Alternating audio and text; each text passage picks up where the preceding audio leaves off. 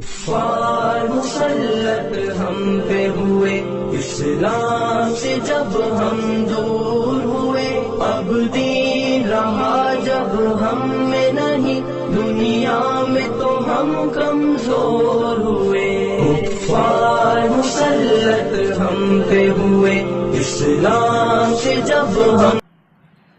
ماشاءاللہ، یہ ہمارے لیے بڑی خوشی کا موقع ہے کہ ہمارے چند دوست اعتکاف میں بیٹھنے جا رہے ہیں۔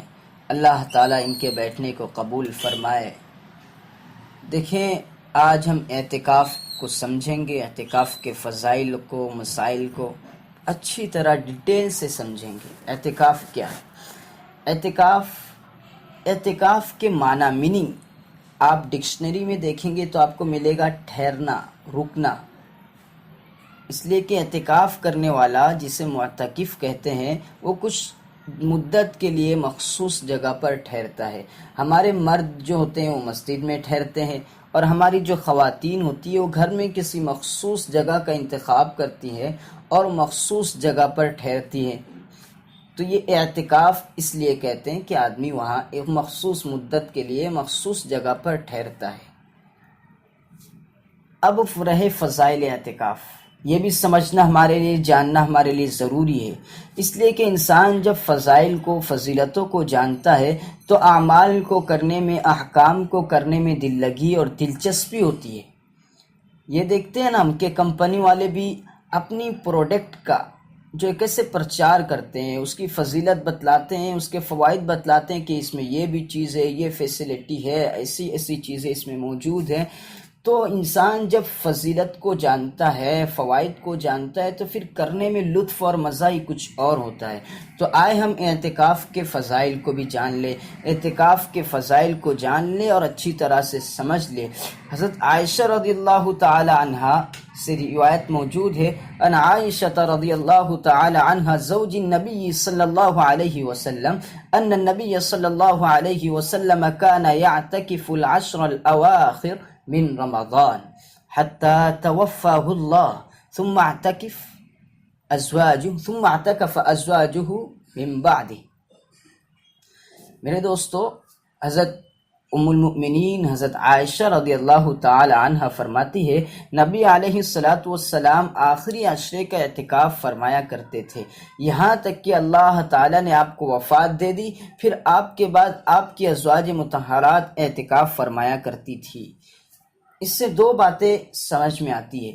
ایک تو نبی علیہ السلام اعتکاف فرمایا کرتے تھے، یعنی ہر سال اعتکاف فرمایا کرتے تھے۔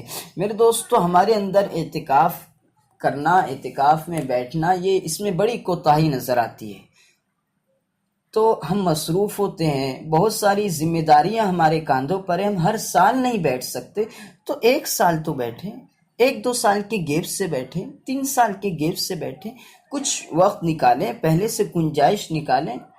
ہم کر سکتے ہیں، ہم نبی علیہ السلام کے امتی ہیں، ہم نبی علیہ السلام کے نام لیوا ہیں، تو ہم کیوں نہیں کر سکتے؟ اگر ہم کرنا چاہیں تو کر سکتے ہیں۔ تو اس لیے اس کا ایک خصوصی اہتمام کریں کہ گنجائش نکالیں اعتکاف میں بیٹھنے کی۔ اور دوسری بات یہ سمجھ میں آئی کہ حضور علیہ السلام کی ازواج مطہرات پھر اعتکاف فرمایا کرتی تھی، تو ہمیں چاہیے کہ ہم اپنے گھر کے اندر بھی ایسا ماحول بنائیں کہ گھر میں بھی، ہمارے گھر کے اندر کوئی نہ کوئی ہر سال اعتکاف میں بیٹھے، تاکہ پرسکون ماحول بن جائے۔ اسی طرح نبی علیہ السلام کے چچا زاد بھائی حضرت عبداللہ ابن عباس رضی اللہ تعالی عنہما سے مروی عن النبی صلی اللہ علیہ وسلم قال ومن اعتكف يوما ابتغاء وجه الله تعالى جعل الله بينه وبين النار 3 خنادق كل خندق ابعد مما بين الخافقين۔ حضرت ابن عباس رضی اللہ تعالی عنہ، سمجھیں اسے، حضرت ابن عباس رضی اللہ تعالی عنہ روایت کرتے ہیں کہ رسول اللہ صلی اللہ علیہ وسلم نے فرمایا، جو شخص اللہ تعالیٰ کی خوشنودی، رضامندی کو حاصل کرنے کے لیے ایک دن کا اعتکاف کرتا ہے، تو اللہ تعالیٰ اس کے اور جہنم کے درمیان مابین 3 خندقوں کو آڑ بنا دیتے ہیں۔ ایک خندق کی مسافت، دوری آسمان و زمین کی درمیان کی مسافت سے بھی زیادہ چوڑی ہے۔ دیکھیں آسمان اور زمین کے درمیان کتنا فاصلہ ہے، تو 3 خندقوں کو آڑ بنایا جاتا ہے، اور ایک خندق کی دوری کتنی ہے دیکھیں آپ۔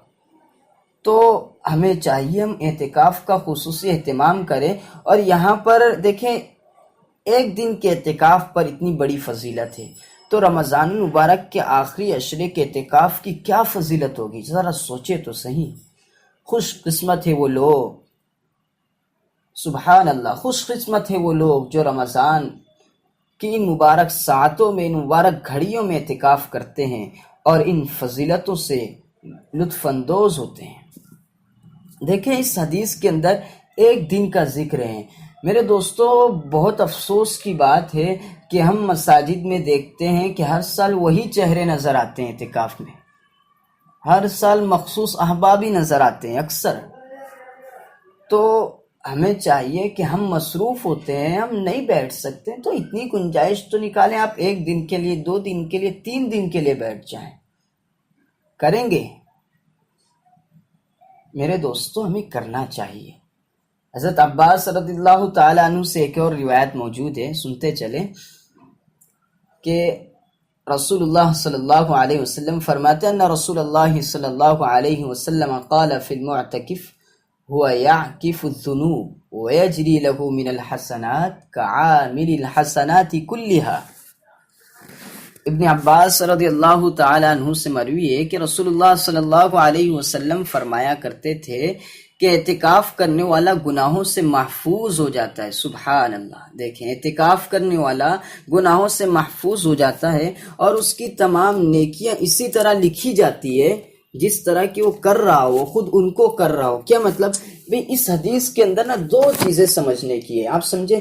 ایک تو اعتکاف کرنے والا جو اعتکاف میں بیٹھا ہے وہ گناہوں سے بچا رہتا ہے، گناہوں سے محفوظ ہو جاتا ہے، اس لیے کہ مسجد کے پرسکون اور پر نور ماحول میں ہوتا ہے، وہ باہر کی جو ہے باہر کے ماحول سے، باہر کے خلفشار سے محفوظ ہوتا ہے، تو گناہوں سے محفوظ ہوتا ہے۔ دوسری چیز کہ وہ نیکیاں، وہ اچھے اعمال جو اعتکاف میں بیٹھنے کی وجہ سے نہیں کر سکتا ہے، باہر کے اعمال ہوتے ہیں، جیسے والدین کی خدمت ہے، مریض کی عیادت ہے، نماز جنازہ میں شرکت ہے، غریبوں کا تعاون کرنا ہے، غریبوں کی مدد کرنا ہے، اس طرح کے جو اعمال ہیں وہ نہیں کر سکتا ہے، تو اس کا ثواب بھی اسے ملے گا۔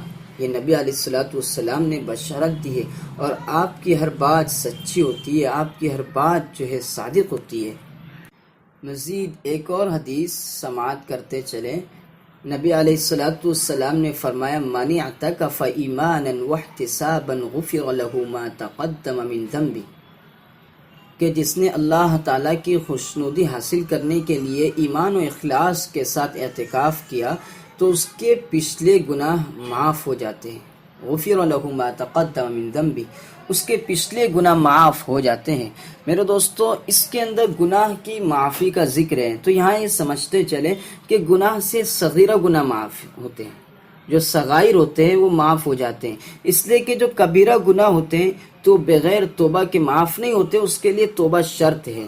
لیکن اعتکاف کرنے والا جب مبارک ساعت میں ہوتا ہے، اللہ تبارک و تعالیٰ کے سامنے اللہ کے سامنے وہ خوب گڑاتا ہے، آہ بکا کرتا ہے، اپنے گناہوں کی معافی تلافی کرتا ہے، اپنے سے جو خطائیں ہوئی تھی وہ اس سے سچی توبہ کرتا ہے، آئندہ نہ کرنے کا عزم کرتا ہے، تو یقینی ہے کہ جب وہ اعتکاف میں بیٹھ کر توبہ کرے گا، استغفار کرے گا، تو بہت ممکن ہے کہ اس کے کبیرہ گناہ بھی معاف ہو جائے۔ اس لیے اعتکاف میں بیٹھ کر ہمیں خصوصی استغفار کا، توبہ کا اہتمام کرنا چاہیے۔ میرے دوستو اسی طرح حضرت عائشہ رضی اللہ تعالیٰ عنہ سے مروی ہے کہ کان رسول اللہ صلی اللہ علیہ وسلم یجاور فی العشر الاواخر من رمضان ویقول تحر لیلۃ القدر فی العشر الاواخر من رمضان۔ یہ سمجھیں لیلۃ القدر کے باب میں ایک بات ہم کرتے چلیں گے یہاں پر، کہ حضرت عائشہ رضی اللہ تعالیٰ عنہ فرما رہی ہے کہ رسول اللہ صلی اللہ علیہ وسلم آخری عشرے میں اعتکاف فرمایا کرتے تھے، اور لیلۃ القدر کو رمضان کی ان آخری راتوں میں تلاش کیا کرتے تھے۔ اب دیکھیں اعتکاف سے مقصود لیلۃ القدر کو پانا۔ اعتکاف میں انسان بیٹھے گا، یکسو ہوگا، تو کثرت سے تلاوت، اذکار، وظائف کرے گا تو لیلۃ القدر کو بہت ممکن ہے وہ پا لے۔ تو جس لیے لیلۃ القدر جس کی فضیلت ہم جانتے ہیں 1000 مہینوں سے زیادہ ہے، تو اس کو پانا، اس کو تلاش کرنا، اس میں آخری عشرہ جو ہے اس کا خصوصی اہتمام کرنا چاہیے۔ نبی علیہ السلام نے فرمایا ہے اور طاق راتوں کا ذکر کیا ہے۔ یہاں طاق راتوں سے سمجھیں، حضرت شیخ زکریا رحمۃ اللہ علیہ فرماتے ہیں کہ ہمارے معاشرے میں، ہماری سوسائٹی میں ایک غلط فہمی رواج پا گئی ہے۔ ہم طاق رات سے سمجھتے ہیں 21، 23، 25، 27۔ یہ بالکل آپ کے ریاضی، آپ کے حساب کے اعتبار سے بالکل درست ہے طاق رات ہے، لیکن یہاں پر شریعت کی طاق رات مراد مطلب یہ ہے کہ میرے دوستو اگر 30 کا رمضان ہوتا ہے تو آپ نے جو سوچا ہے بالکل درست ہے، 21، 23، 25، 27 بالکل درست ہے، یہ ترتیب، یہ طاق رات ہو سکتی ہے۔ لیکن اگر رمضان 30 کی بجائے 29 کا ہوتا ہے تو پھر یہ آپ کا حساب درست نہیں ہوگا، پھر یہ طاق رات نہیں ہوگی، پھر طاق رات جو ہوگی وہ 20، 22، 24، 26، 28 یہ طاق راتیں ہوں گی۔ پھر سمجھ رہے ہیں؟